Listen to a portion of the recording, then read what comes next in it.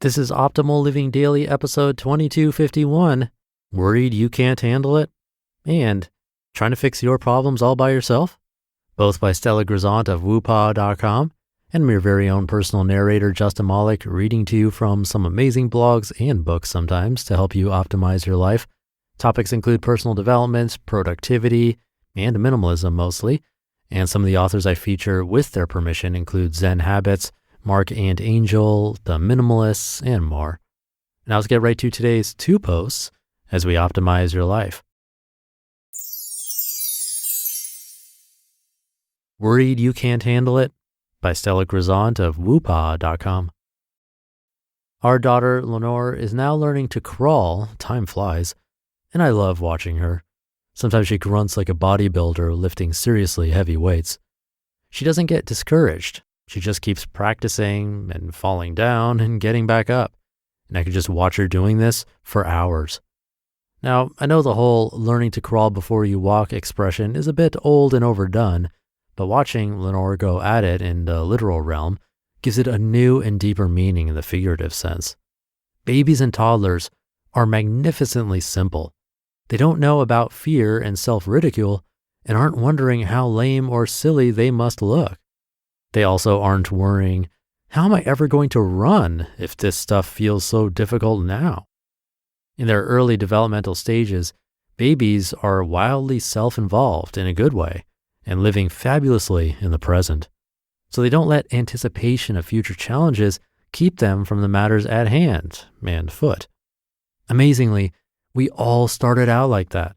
And then somewhere along the way, we learned about consequences and that pure infant innocence was gone. So that now as adults, even when we're learning something totally new, learning to crawl, so to speak, we're not thinking about the next step. We're fixated on how and how well we're going to run the marathon, metaphorically speaking. Know what I mean? I hear this concept so often with my coaching clients.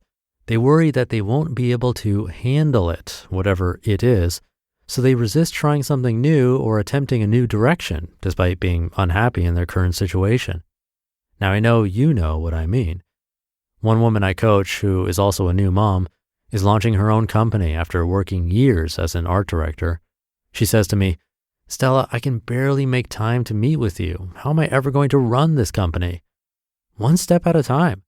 With each baby step you take, you expand and your capacity grows. Who you are today is very different than the person you will be when it's time to run the marathon. So if right now you worry you won't be able to handle the responsibility, the challenge, the time commitment, or maybe you worry that you won't have the energy, talent, resources, or maybe that your family might not be behind you, you're basing your assumptions on your current situation and perceived reality versus the reality that will unfold in the future. Your capacity for what you can do, handle, and imagine has nowhere to go but up when you take even tiny steps of action. Trust in yourself. My mentor says that confidence is earned, not learned. You can handle it, but you'll only find out how by moving towards your big vision. Take a moment now and ask yourself, am I playing small in any area of my life? And if so, is it because I'm afraid I can't handle what I really want? What's one tiny thing I can do to move toward where I really want to be? And what's the worst thing that could happen if I just do that one tiny thing? I have another post in just a sec, but first, whether it's saving more and spending less, getting organized, or losing weight, there's a lot of worthwhile goals to set for yourself this year. At the top of my list is learning a new language with Babbel, the language learning app that sold more than 10 million subscriptions. I took 4 years of Spanish in high school and forgot so much of it, but Babbel is helping me remember fast. Not only is learning a new language a fun and engaging new hobby, you can use it while you check off traveling more from your list. The whole Babbel process is addictively fun, fast, and easy. Babbel teaches bite-sized language lessons for real-world use. Their short 15-minute lessons make it so easy for me to add it into my day. I have no excuses, and it actually keeps it entertaining instead of feeling like a chore. They even have podcasts, games, videos, stories, and live classes. And right now, when you purchase a 3-month Babbel subscription, you'll get an additional 3 months for free. That's 6 months for the price of 3. Just go to Babbel.com and use promo code OPTIMAL. That's BABBEL.com, code OPTIMAL. Babbel, language for life. Trying to fix your problems all by yourself? By Stella Grizont of Woopaah.com.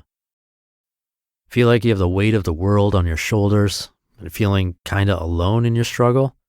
Well, been there and done that. And that's why it's especially excruciating for me to witness people make the same mistake I did for so long, going it alone. When I first launched Woopaah, I went into a zombie-like depressive state. I felt like a fraud and was afraid to admit I wasn't happy and may have made a mistake. When I wasn't working, I'd zonk out on Netflix until my thighs were red from the heat of my laptop. Here I was, a happiness expert and a business coach, who was both miserable and sabotaging her business. I felt especially bad because technically I knew how to fix my situation, but I wasn't doing it. Ever done that? One of the reasons I stayed pretty miserable for as long as I did was because I was experiencing false hope syndrome.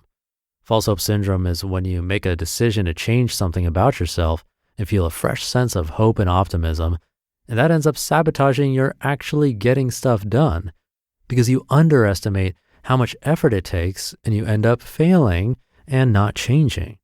And this can go on and on, explains failed New Year's resolutions and why we keep setting them each year. Choosing a new goal to change can temporarily dull or numb the pain, but doesn't address the root issue you want to shift. It's not your fault that your mind works this way. We're all a bit guilty of this every once in a while. So what did I do to stop the vicious cycle? I hired a coach to hold me accountable to my own advice, to help me hear myself, and to create a realistic plan. If you're trying to fix your career on your own, consider this. How long have you felt unhappy about things at work? Have you done everything you can to change your situation? How much is it costing you to continue things as they are? And do you even know what you really, really want? You just listened to the posts titled, Worried You Can't Handle It? And Trying to Fix Your Problems All by Yourself, both by Stella Grizont of Woopaah.com. And I'm going to leave it there for today. Hope you're having a great day, and I'll see you in tomorrow's show, where your optimal life awaits.